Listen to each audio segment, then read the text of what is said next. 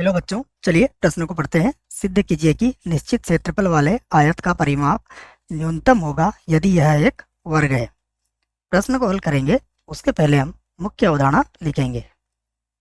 तो यहाँ से लिख लेते हैं बच्चों, मुख्य अवधारणा। मुख्य अवधारणा में हम प्रश्न को किस प्रकार हल करेंगे बच्चों, इस बारे में चर्चा करेंगे। ठीक है, तो देखिए, यदि हम किसी फलन को अधिकतम या न्यूनतम मान ज्ञात करना चाहते हैं तो सबसे पहले हम क्या करेंगे। यदि हमें कोई फलन दिया जाता है y बराबर एफ एक्स, ये कोई फलन है हमारे पास, तो सबसे पहले हमारा काम क्या होगा, इसका हम अवकलन करेंगे। ठीक है, अवकलन कर दिया। अवकलन करने के बाद क्या करेंगे, हम इस फलन का x के सापेक्ष अवकलन कर देंगे। ठीक है, अवकलन करने के बाद इसकी तुलना किससे करेंगे, हम इसकी तुलना कर देंगे 0 से। और 0 से तुलना करने के बाद x के हमें कुछ मान मिलेंगे। मान लीजिए हमें x के मान मिलते हैं a1 a2, इस प्रकार से x के मान मिलते हैं। ठीक है, तो हम क्या करेंगे, इसके बाद एक बार और इसका अवकलन करेंगे।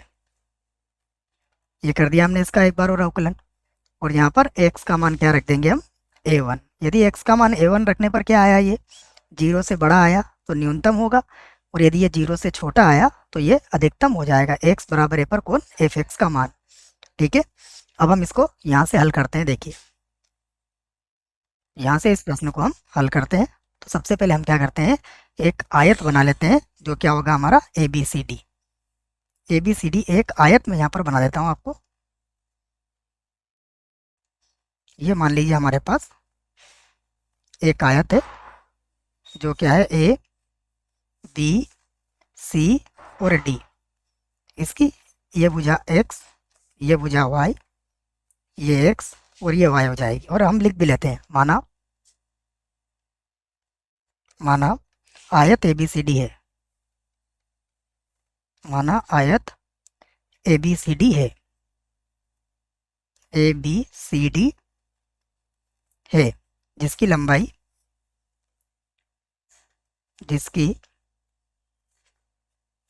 लंबाई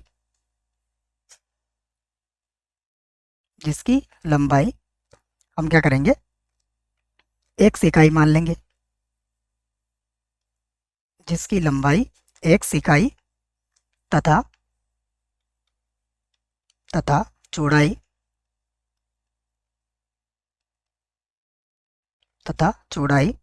y इकाई है, y इकाई है। अब हम यहाँ पर आयत का क्षेत्रफल लिख लेंगे। तो मैं लिख लेता हूँ आयत का क्षेत्रफल। आयत का क्षेत्रफल जिसको हम a से व्यक्त कर देते हैं। ठीक है, तो ये कितना हो जाएगा, आयत का क्षेत्रफल हो जाएगा एक्स वाई। इसको बना देंगे समीकरण 1। और अब आयत का परिमाप, लिख देता हूं मैं। आयत का परिमाप, आयत के परिमाप को एस से व्यक्त कर देता हूं। देखो, तो आयत का परिमाप एस बराबर क्या हो जाएगा, 2 तो लंबाई होगी इसमें और 2 हो जाएगी चौड़ाई। ये हमारे आयत का परिमाप हो जाएगा। एस बराबर 2x प्लस 2, वाई का मान क्या आ जाएगा, a बटा एक्स। ये हमारा एस हो जाएगा। अब हम इसका अवकलन कर देते हैं। तो डी एस बटा डी एक्स बराबर ये होगा 2, और ये होगा प्लस 2a, और 1 बटा एक्स का अवकलन होता है माइनस 1 बटा एक्स का वर्ग। इसे हम समीकरण बनाया था, तो इसे समीकरण 2 बना देते हैं। ये हमने 2 समीकरणें इसकी बना ली है। जैसा हमने मुख्य उदाहरण में समझा था, हमें इसका एक बार और अवकलन करना पड़ेगा। तो एक बार और अवकलन करेंगे तो ये होगा d2s बटा डी एक्स का वर्ग बराबर, इसका तो 0 हो जाएगा, प्लस का होगा 2a, और इसका हो जाएगा माइनस माइनस प्लस का 2, और x की घात हो जाएगा माइनस का 3। इसे हम बना देंगे समीकरण ये बन जाएगी 3। ठीक है, अब क्या बोलेंगे हम, अधिकतम या निम्नतम के लिए, अधिकतम या निम्नतम के लिए, निम्नतम के लिए, अधिकतम या निम्नतम के लिए हमें क्या करना पड़ेगा, ds बटा dx की तुलना 0 से करना होगी। तो ds बटा dx बराबर 0। जब ये 0 होगा तो यहाँ पर होगा 2 माइनस 2a बटा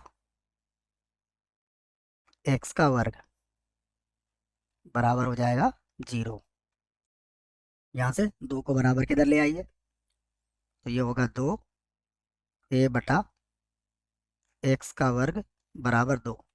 तो यहाँ से x का वर्ग बराबर क्या हो जाएगा, ये हो जाएगा हमारे पास a। ये हमारे पास आ गया। अब ये मान कहाँ रखेंगे हम, ये हम अब मान रखेंगे दूसरे अवकलन में। ठीक है, यह समीकरण नंबर 2 में, 2 थी या 3 थी देख लें, समीकरण 3 में ये मान हम रख सकते हैं। ठीक है, यहाँ से x का मान भी चाहे तो निकाल सकते हैं।